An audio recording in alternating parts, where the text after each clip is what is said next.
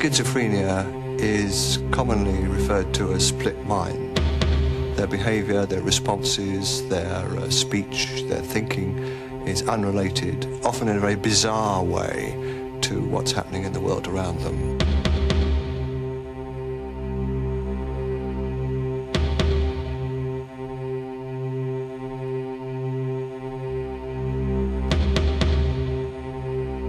I mean, basically, you had a person who was medically insane out in the open, manipulating and maneuvering and functioning in life.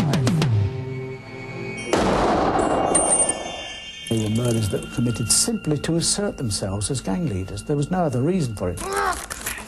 They know how to go up, cut someone, kick someone to pieces, cut them with a glass. That is what they know.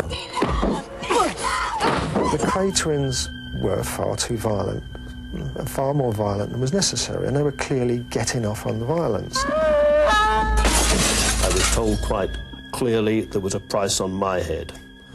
There was a bigger price on other people's heads, but it worried me enough. I think they tried to model themselves on the mafia. They saw themselves as mafia-type gang leaders. They commanded a hell of a lot of respect. The name was very, very well known and very, very feared. I can assure you of that. Very feared.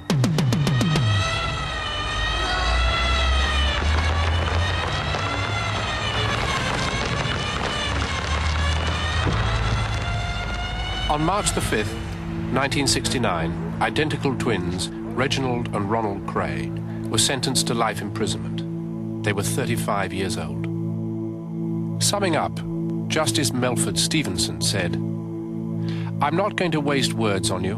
In my view, society has earned a rest from your activities, and I recommend that you be held for at least 30 years.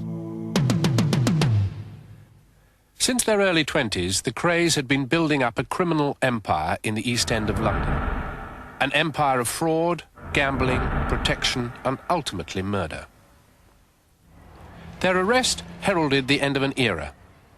Demolition and development is now replacing the warren of clubs and pubs that formed the backdrop to their activities. Yet the East End of London is as much attitude and tradition as it is architecture. And during their years of freedom, the twins etched a lasting chapter in the stories that are told there. A compelling fascination that is destined to outlive the twins and all who knew them. Inevitably, the Krays will always be remembered as Britain's only gangsters.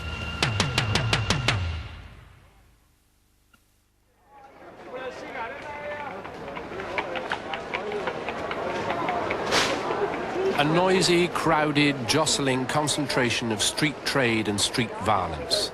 London's East End has always been synonymous with crime. The squalid, overcrowded slums of the 1800s were a breeding ground for illegal enterprise as poorly paid men and women attempted to feed and clothe their families. Crime was an accepted part of everyday life, and acts of extreme violence a regular occurrence.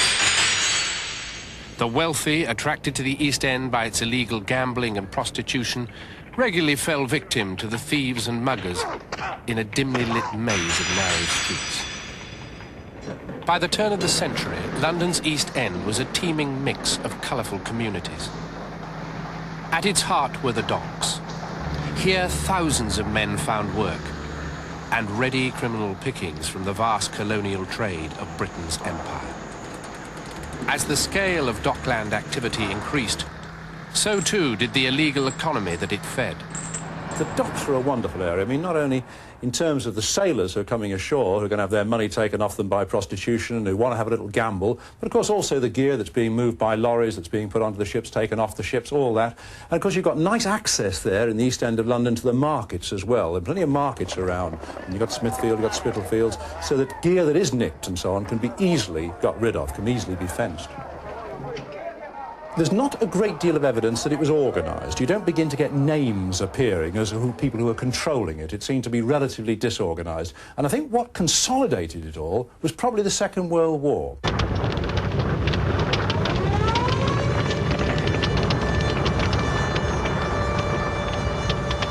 Despite intense bombing, London's docks remained the main artery through which precious goods and foodstuffs were distributed to a population suffering shortages and Spartan rationing. The black market trade in everyday commodities became enormous, and the tradition of petty theft took a sinister turn towards organised crime. On the shattered streets, a new generation were emerging to inherit the post-war underworld. During the daytime, we used to knock about, and there was a lot of bomb sites. You can imagine what it's like around the East End them days. It's all they bombed was the docks. You catch all the streets, it was all debris. And we used to have little games, we used to have little fights with the bricks, throwing bricks at one another and all that, plates and things. It was like sort of running wild, you know. But the streets of the East End were increasingly coming under the control of two gang leaders, Billy Hill and Jack Spot. The financial stakes were high and violence almost legitimate.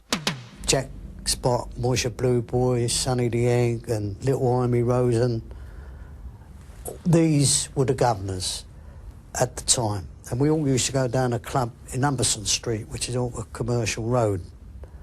And we used to play snooker downstairs. Jack Spot come down with Moisture and they wanted to play dice. They said, come on, chaps, all at the table, we're playing dice. With that Benny, it was a big boy, he's hit Jack Spot, knocked him spark out. Of course, all his mob was in there, Moisture, Sonny, Amy, they all come down the stairs. And all I remember was Sonny the Ink had an open razor. I'll see this. I was having a fight with Moisture Blue Boy. I was having to stand up with him. And I see this open razor and he's done Benny right down from the corner of his eye there, right away down there. Of course, we didn't know that. We was only about 15, 16, maybe 16 at the time. Never seen no razors. We had a stand-up fight, a little bit of boot, you know, a bit of leather in there. Had a nice fight, enjoyed it, that was it. Never knew nothing about razors. Aggression and violence provided the only effective policing of an increasingly organised gangland society. You're talking about there being buildings, sites, places set aside where it goes on. People know where to meet. There are regular fences. And you're beginning to talk now about a criminal gang. You're beginning to talk about a division of labour. You're beginning to say, OK, you do this, you do that, you do this. And you begin to get the emergence of gangsters, if you like, the people who are responsible for seeing, over gaming, for example, illegal gaming, that people pay their debts. Crime was now an industry, waiting for someone to take charge.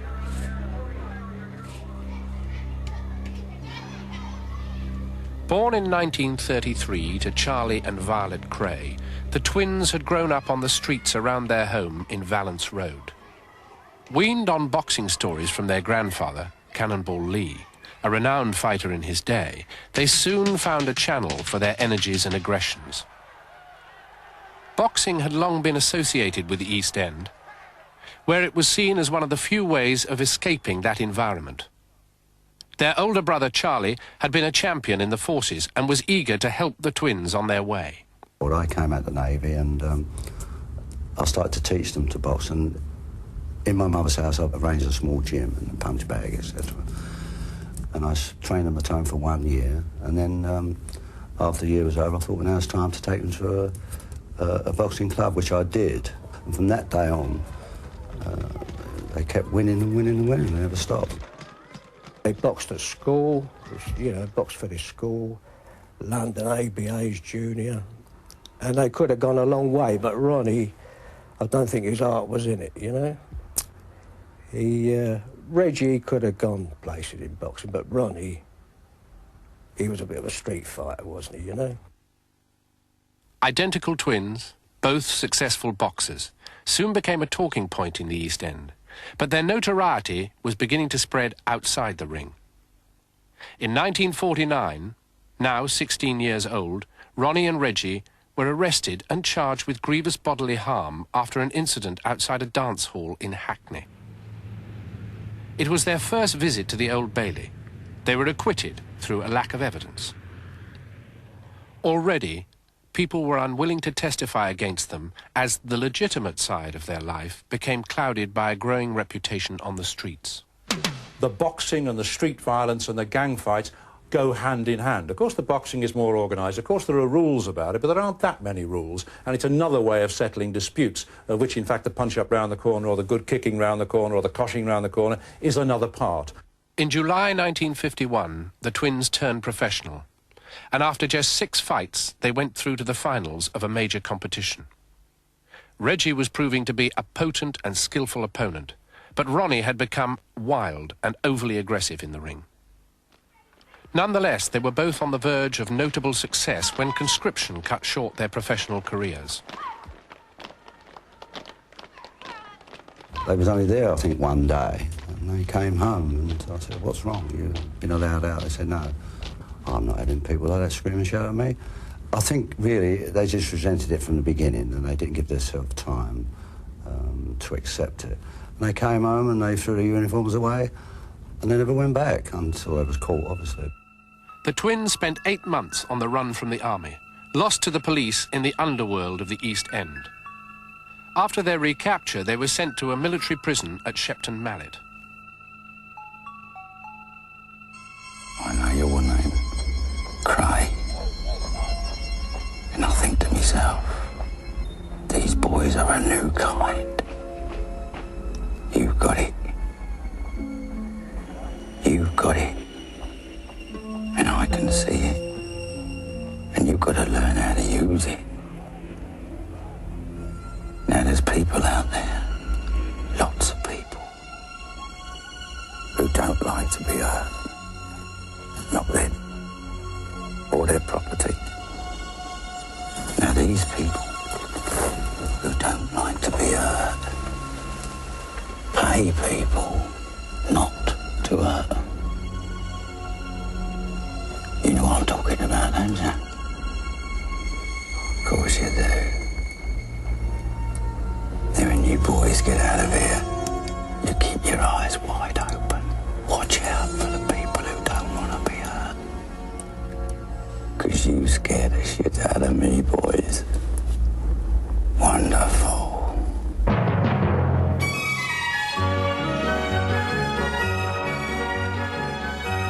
Rationing ended, a new wave of confidence and prosperity swept the country. It was a blossoming economy that greeted the twins on their dishonourable discharge from the army in 1953, and they were quick to seize upon it. They took over the Regal, a rundown billiard hall not far from their home, and quickly adapted to the local style of business. There was 5 Greek guys one day came and started demanding money and menaces from them, and Ronnie chased him all over Mile End with a sword, and that got about like wildfire, which it does in the East End, and they never got arrested over it, but it stopped the problems. As the Krays' reputation for violence spread, they started to attract people to them. A gang was beginning to form.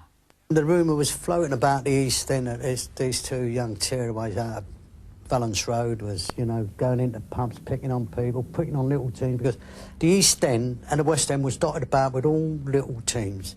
Each little area, like the Watley Street mob, you had the Commercial Street mob, you had the Limehouse mob, the Poplar mob, all little mobs, all very handy people. Gambling was still illegal, but the East End was riddled with spielers, tiny one-room clubs outside the law and ripe for protection.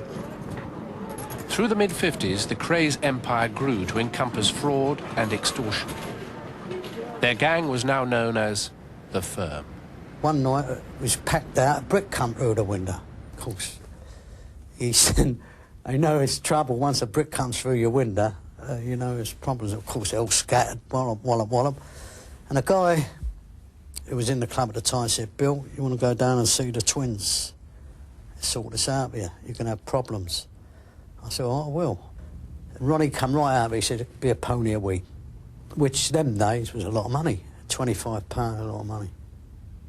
Well, Charlie was a joking bloke, very nice fella. In my opinion, never was a villain and never would have been a villain. Reggie, you look at him in his eyes, you smell fear, and fear came over Ronnie, you know, oozed out of him. He had a smile, almost take it 2 ways. Either he's smiling at you because you're going to get hurt, or he's smiling at you because he likes you. I mean, Ronnie would be laughing and joking about, all of a sudden, he'd pick on you. Ronnie was becoming as aggressive as he'd been in the ring, even with members of the firm. I was up the club speaking to George and Alan Dixon, and Ronnie happened to walk in. And I never seen him. Hello, Bill, and he stopped dead, went to his pocket, pulled out a Beretta, went up to Dixon, and Dixon was about 6'3". Ronnie was about as tall as me, I suppose, what, about 5'9", 5'10". Put the gun to his head and bang, bang, pulled the trigger twice, and nothing happened. I thought it was a joke. Ronnie took the 2 bullets out. He said, here's your birthday present, George. It was apparent that Ronnie was becoming unstable. For some time, he'd been open about his homosexuality, confident that no one dare question it. But his use of violence was becoming irrational. In 1956, he was convicted of grievous bodily harm. The twins had been separated. That's when he received his 3 years, and that was the origination of the real bad problems. And that's the origination when Ronnie, I feel, went strange. Ronnie was certified insane and transferred to Longgrove Mental Hospital. Some people may have the schizophrenia restricted to quite narrow areas of their life and behaviour, and they can be said to retain the ability to discern right and wrong. They choose or are impelled to behave in an illegal way because of the strength of their delusions or hallucinations and the schizophrenic disorder. Usually the schizophrenia is acting as a sort of removal of control over what normally would be controlled in life. During the 3 years he was away, Reggie and Charlie opened the Double R Club, a legitimate venture into London's lucrative clubland.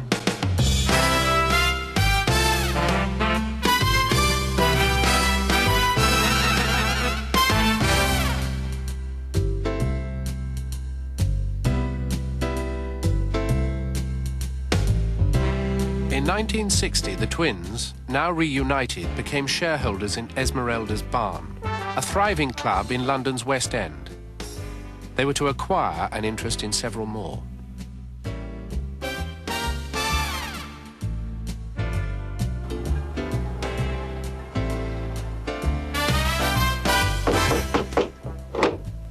Okay. Can I get a drink? Fantasy and reality began to blur for the twins. In 1962, part of a major feature film was shot in one of their clubs, and the Krays were immersed in a lifestyle totally at odds to their underworld activities. Everything seemed to have been arranged. Wherever you went with them, the doors were opened, people were waiting for them, and they were treated like celebrities already those days. It was a new phase in the Krays' career. Now they were mixing with celebrities and nobility and courting influence there. But beneath the glamour, little had changed. And I knew that they had control of the East End because that's how we got connected. That they came to us on the first day of shooting and said that it's very dangerous shooting in the streets of the East End, which was the case those days in '62. And you will get into a lot of trouble, you know, unless you allow us to look after the film. I was paying protection money at the time. I assumed that a lot of other little clubs and drinking clubs, which was smothered all over the East and West End, I should imagine they was getting a few quids over there and a bit of fiddling here and there. Nothing very big, but it was heading that way. The Krays' network of clubs, fraud and protection was now a substantial concern. Yet headquarters was still the family home in Valence Road.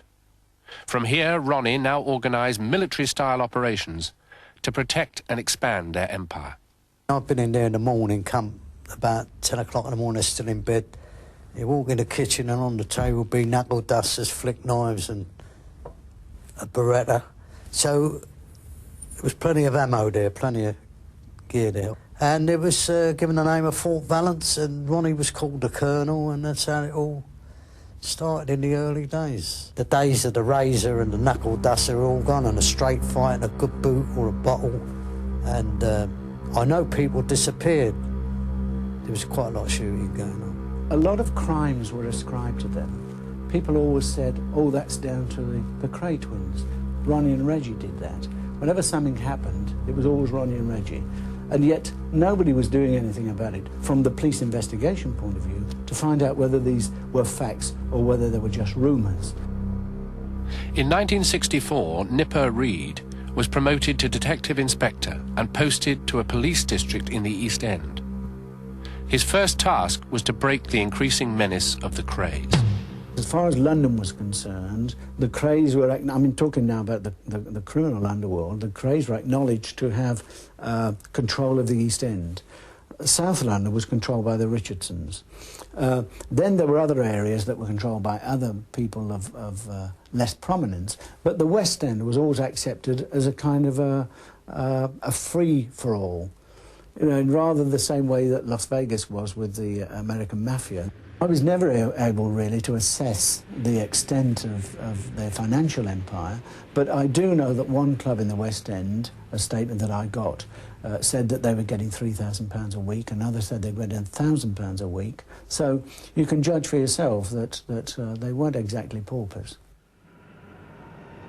Supplementing the protection racket, the firm was also funded by large-scale frauds, long firms as they were known.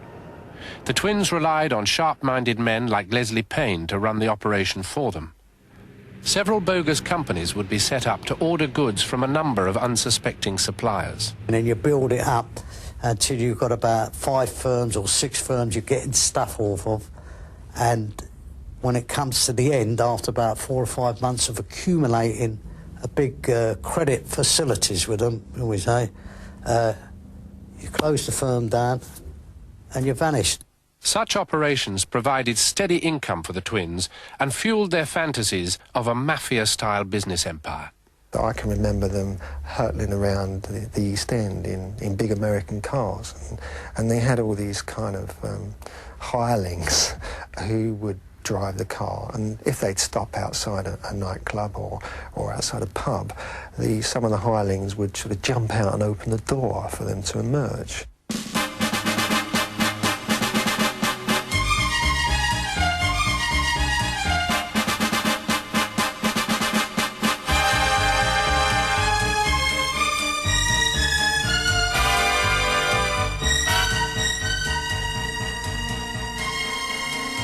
It was the films of Chicago-style gangsters that influenced more than the actual stories, so that one had this funny fudge between whether they were modelling themselves on the actors who were playing the gangsters or the actual gangsters themselves. In 1964, Ronnie Kray finally became headline news. His name was linked with Lord Boothby in a homosexual scandal that was set to rock the nation. This story was leaked by the police to Sunday Mirror crime reporters. By the next week, we were reporting that the activities of the Kray brothers, but the Mirror didn't dare name them. We were much too frightened of the whole situation, even though there was already in our hands a photograph of Ronnie Kray with Lord Boothby. Fleet Street and the police wanted blood. The twins threatened to supply it. While we were sitting at the news desk, a man came up to us and said, "You guys have got to lay off this story. I'm a printer from downstairs. I've seen this story. The word has come through from the East End. You're not to go any further, and you are not safe in this building if you write stories of this sort."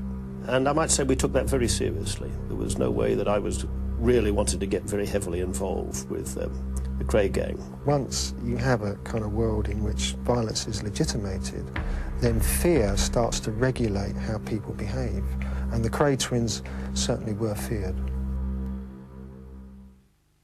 In the late summer of 1964, 2 apologies were printed in the Mirror newspaper, one to Lord Boothby and one to Ronald Kray.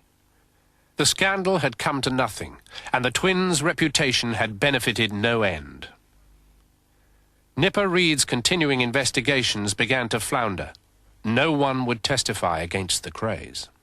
Just as we were about to close the investigation down, a man called Hugh McCowan, who was in fact a baronet, went into a police station in Marylebone and said that he wanted to talk about the Krays. Well, it was well known that I was conducting this investigation, and so this guy was sent over to me. He was a very well-educated man. He was running a club in the West End of London, and the story that he told was that the twins, through a man called Teddy Smith, were trying to extort money from him, a typical protection money racket. He gave a long statement, and also his manager did too, and we found in fact that his manager was the person that gave the more substantive evidence, and so based on that we decided to make the arrests. We thought we were in for the big showdown eventually, where we would be able to tell all there was to tell. But they were strong enough that they were able to influence witnesses. The case against them became very thin. In the middle of the trial, I was actually in the Hideaway Club, the club where the blackmailing and the demanding of menaces was supposed to have taken place, and I found McCowan, the key prosecution witness, actually in the club with somebody who was retained at the time by the Krays. So the whole thing wasn't being handled or wasn't under control at all, and the police really had a bit of a thin case. The manager, who of course was the man that gave the real meaty evidence, had already been tainted. His story to me was that he had been walking around London and suddenly he'd had a revelation from God that he shouldn't tell this story, that it was a story that was false, and that suddenly when he came to his senses he realised that he was in Valence Road, and he walked into 178, which was the home of the Krays then, and there demanded to see a priest, and so one was brought to him, and then he confessed that the story that he'd given before was false, and that he now wanted to renege on that and give the true evidence. Again, the Krays triumphed. Their position now seemed unassailable. They were all powerful in the East End, they were celebrities in the West End, and now they had beaten the press. Funded by a network of illegal earnings, supported by the villainy of the firm, and protected by the wall of fear and silence they left in their wake, the twins would never be more powerful than they were at this moment.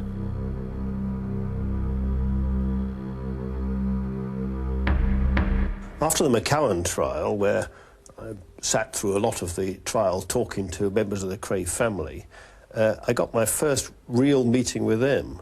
I dropped into the Grave Maurice one day, which was their drinking place at the time, and there they were standing at the bar. They were playing the big-time movie gangsters of just being the strong, silent men. But to anybody who was straight, coming from the big world, they really looked pretty stupid. To me, the impression was just that they had nothing to say, so they said nothing. But to the people there, it was strong, silent, powerful men. In publicity terms, they cashed in on everything. When the Boothby scandal broke, the fact that their names got into the papers, apologies and all, were great publicity for them. It showed that they were even stronger than Fleet Street. When they were acquitted in the McCowan case, again, for them it was marvellous publicity, and they made the most of it. Well, in all clubs you get an occasional drunk, you know, and sometimes they have to be slung out, and that's why there's doormen and that, but I suppose it's like clubland all over the world, really. It's just the same as... I don't suppose it can be that bad, because people won't go to them, really, would they? Ronald, what do you think about clubland in London? Well, I think most clubs are very respectable, you know, and I don't think there's any trouble at all in them, except occasionally. Ronald, what are you going to do now? Well, I'd like to go abroad for a short while, and then I'd like to be left alone. I intend to get married in the near future, Well, I did before this case, but it's put back over the case, and let's get married as soon as possible, you know. In 1965, Reggie married Frances Shea. He had courted her since she was a schoolgirl. It was described by the press as the East End's wedding of the year.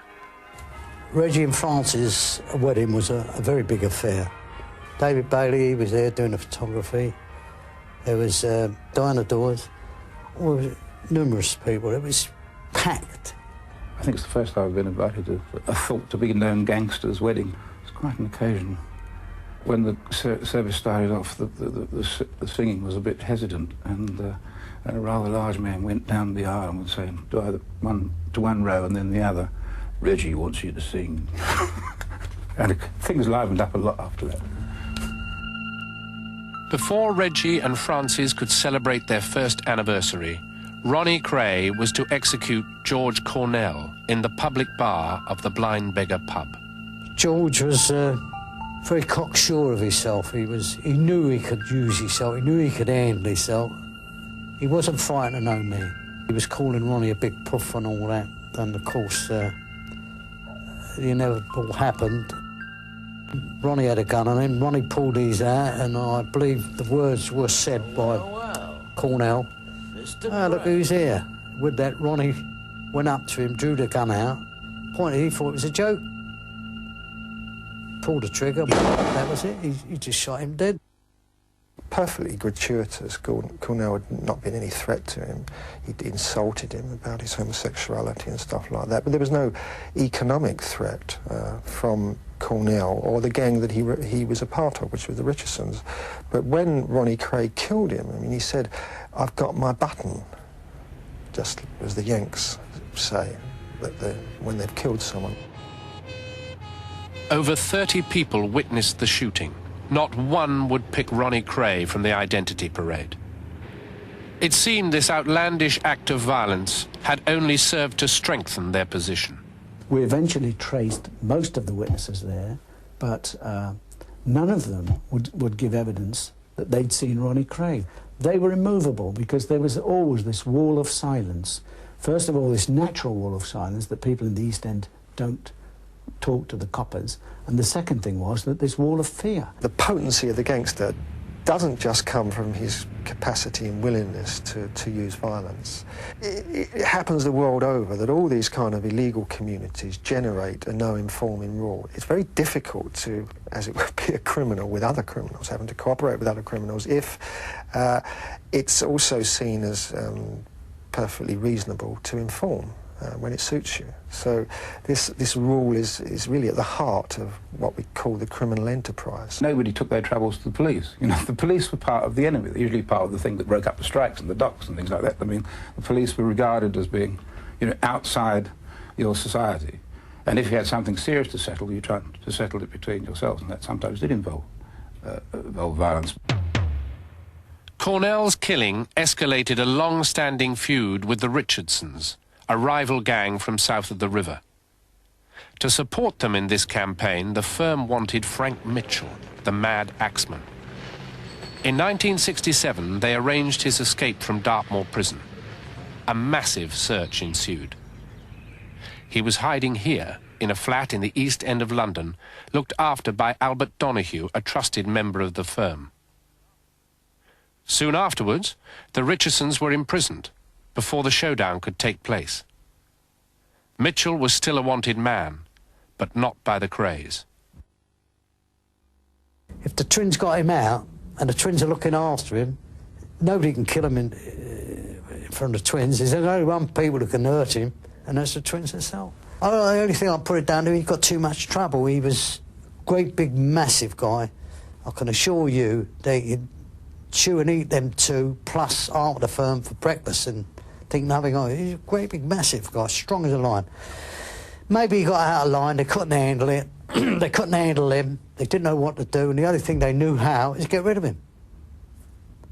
Couldn't put him back in prison, they couldn't just, because they would be letting themselves down in front of the firm by grassing him up. They can't say, "Come and get Mitchell, he's here." That's grassing. Them days it was never ever heard of.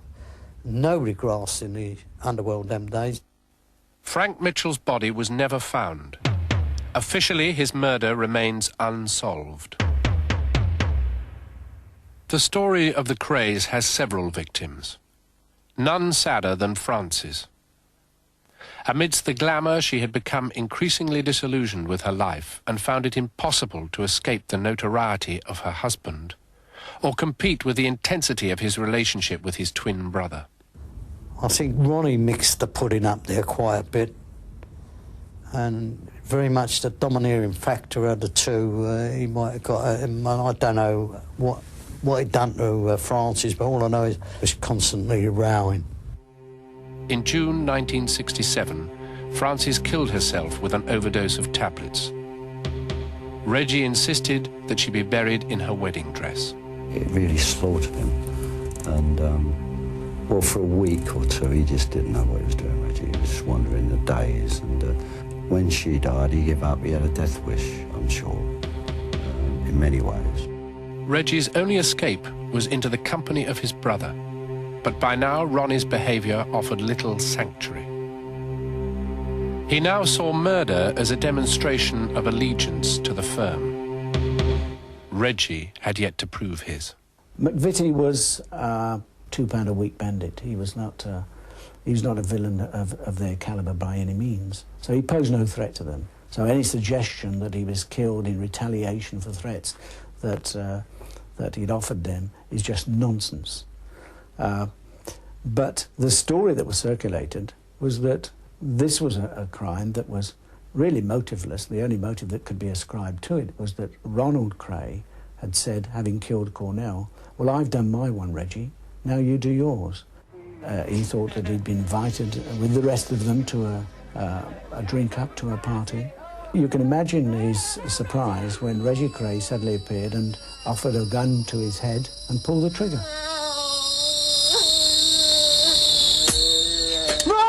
Ronnie was always winding him up. "I've done mine, you go and do yours," and he more or less wound him up that day. Got him really truly at it, and he got him in the front.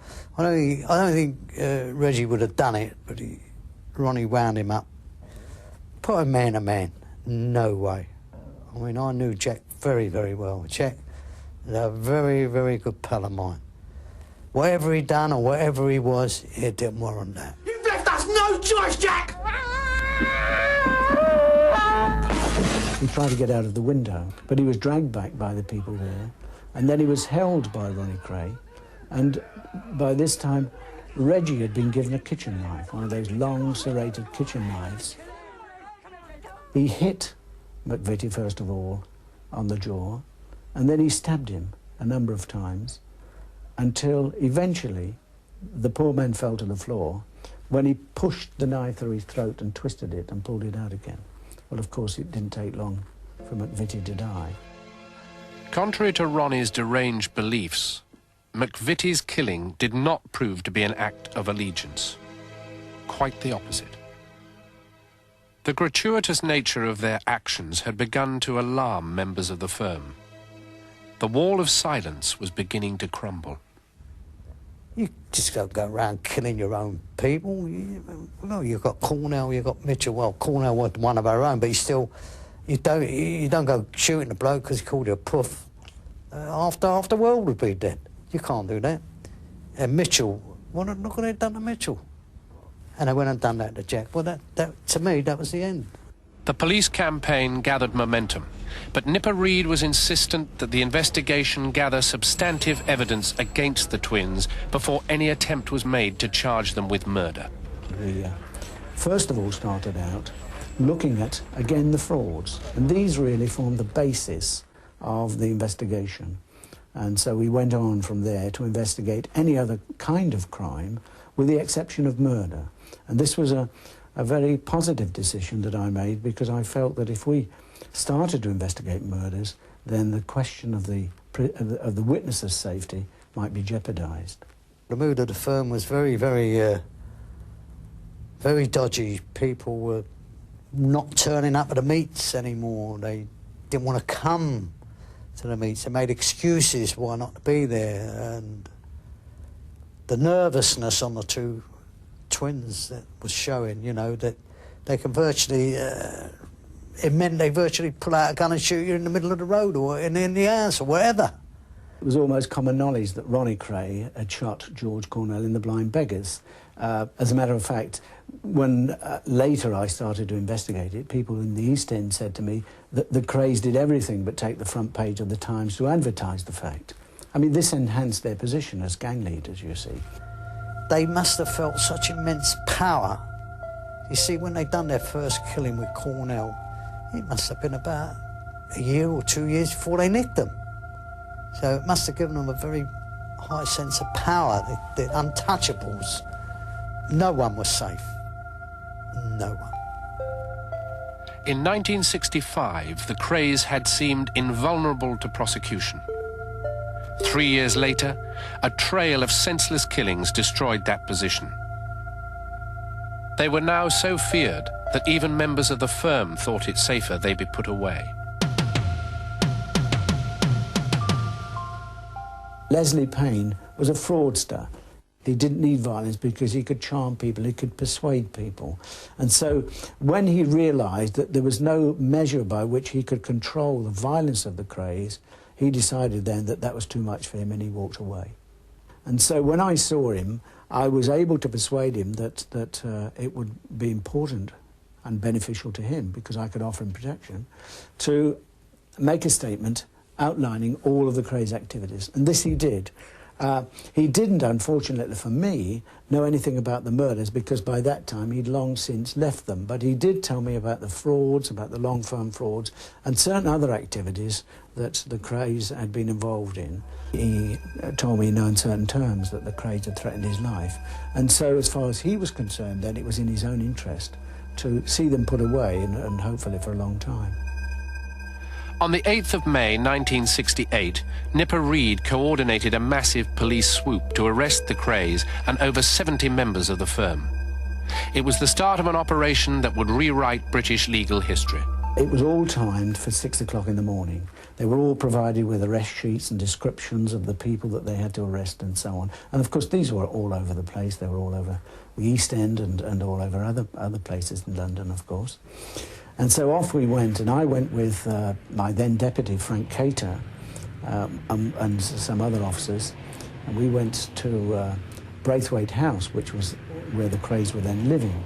And there we found Ronnie and Reggie in bed, and they were both arrested and taken back to West End Central Police Station. In fact, we were the first team back of all the teams that had been sent out that night. We probably got the easiest operation, I suppose. Now that the Krays were safely inside, work on the case could begin in earnest. There was still no evidence or testimony that would convict either twin of murder. What I wanted to do in this operation was not make the mistake that I did in the 1964-65 one, and that was that I thought once the Krays themselves had been arrested, people who'd been victims of their activities would come into the station and say, I want to give evidence. They never did that. And so I learned then that there was this wall of silence in the East End that was almost insurmountable. Once they were all inside, it had been generated from the cells of the Krays and others that now they were all together, they got to stick together. And that if anybody was found to be attempting to give evidence for the prosecution, then certain repercussions would occur and their wives and family would be in danger. The twins could no longer intimidate. They had become too volatile and too violent. Albert Donoghue, who was one of the senior lieutenants, one of their big hefty men, his mother came to see me. He'd been arrested and charged, and his mother came to see me at Bow Street Court and said he wanted to see me in prison. And so I went along to see him. And then he told me the story. For the very first time, we got to know what had happened to Frank Mitchell. According to Donoghue, he was taken out into a van on the pretext that he was going to another location in Kent.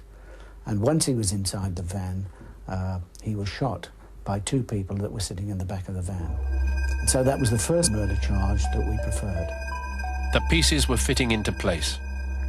Nipper had the evidence against the twins for fraud and murder, but McVitie's killing would be more difficult to prove. One of the problems is, of course, that if you've got a conspiracy like that where a number of people are together when they commit an act, Unless one of them is willing to give evidence of the prosecution, then you can't mount a successful prosecution. And so this was the situation as far as they were concerned. We needed one of this group to come forward. We knew basically what had happened, that this had happened in the basement of this house in Evering Road, but it was a question of getting witnesses. There was one man missing, a man called Ronnie Hart. He was a relation, or it suggested that he was a relation of the Krays, a cousin. And he'd never been arrested in the first sweep because we'd no evidence against him. We managed to trace him, and eventually he was persuaded to make a statement in which he said exactly what happened, and he was the prime witness against the Krays. One piece was still missing: Cornell. A key witness to the murder had been a barmaid from the Blind Beggar pub. She was terrified of the Krays and steadfastly refused to testify against them. She had seen who had killed Cornell. She knew him, she actually knew Ronald Kray. And so we began to give her as much comfort and assistance as we could at that time. But we weren't getting anywhere, because at that time people didn't believe that the Krays were going to be held in custody and successfully prosecuted. They believed, as they'd always believed, that they would walk on water again, that they would be able to be acquitted and come back to their usual habits in the East End of London. Given a new identity, the barmaid was moved out of London to a secret address in Essex. Eventually, she was persuaded by the nature of the support that she had that she could tell the truth. And in fact, later on in court, she very dramatically pointed to Ronnie Kray and said that is the man that she'd seen in the Blind Beggar's public house.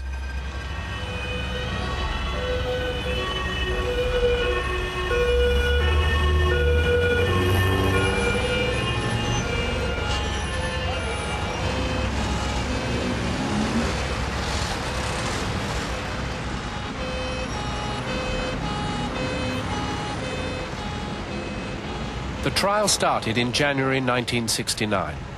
It was to become the longest and most expensive trial in British legal history, with more people in the dock accused of murder than there had ever been before. And then I went along to court, rather fresh to it, not having seen them for 3 or 4 years. And what was immediately clear was the changes that had come over them. Ronnie was fat and soft, and was clearly not in control of himself. Reggie was more so. During the trial, we had these awful outbursts from Ronald Kray. If he had any chance of impressing the jury, that chance disappeared with those outbursts. The climax of the trial wasn't the dramatic appearance of witnesses who people had thought would never stand up against the Krays. The climax came when Ronnie Kray was in the witness box himself and was being goaded very effectively by the prosecutor, Mr. Jones. He eventually fell apart and screamed at Mr. Jones, "You great fat slob." Jones just sort of rocked back and let that sink into the jury. Here was the king of the underworld descending to name-calling. And if anybody was the great fat slob, it was Ronnie Kray. On the 5th of March 1969, both Ronnie and Reggie Kray were found guilty of the charges brought against them. I wasn't surprised at all. I expected. They said they would get 30 years. They told the barrister, they told the screws in prison in Brixton they would get 30 years, and they did. I was absolutely overwhelmed. I realised that if somebody had said something to me, I couldn't answer because I was full with emotion. Because this was now a situation that had been going on so long.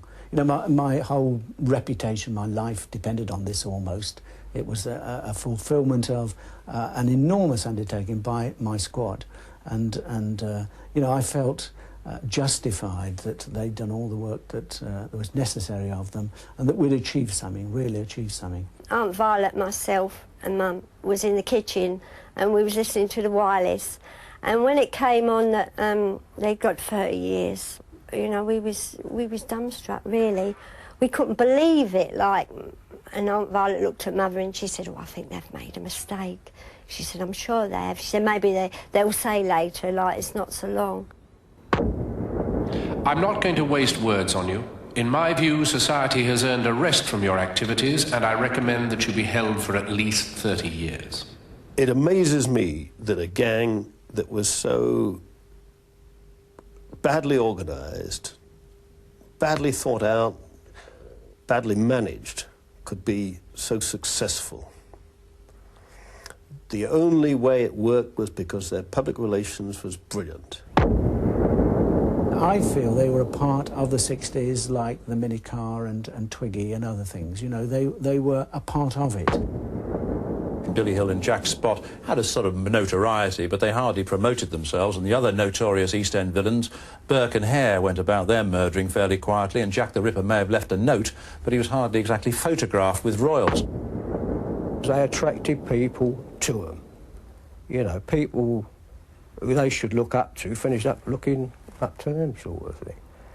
And Ronnie, he was his own man, you know. Nobody was going to tell him what to do. He was the boss. He was much more a gangster for the thrill of being dominant and powerful rather than money. And perhaps this was expedited by his mental condition that took pleasure in violence, and of course this was a factor in their ultimate downfall. The twins have now served over 2/3 of their sentence. They were released for one day in 1982 to attend the funeral of their mother, Violet. Ronnie is now a psychiatric patient at Broadmoor and could stay there indefinitely. Reggie is still at Lewes Prison. The government have given no indication that he will be considered for parole. What's special about the Kray twins compared to any other gangsters is simply that they were twins. I don't think there'll ever be criminals like them again. They're like Romulus and Remus. It was only the existence of the other that made the one.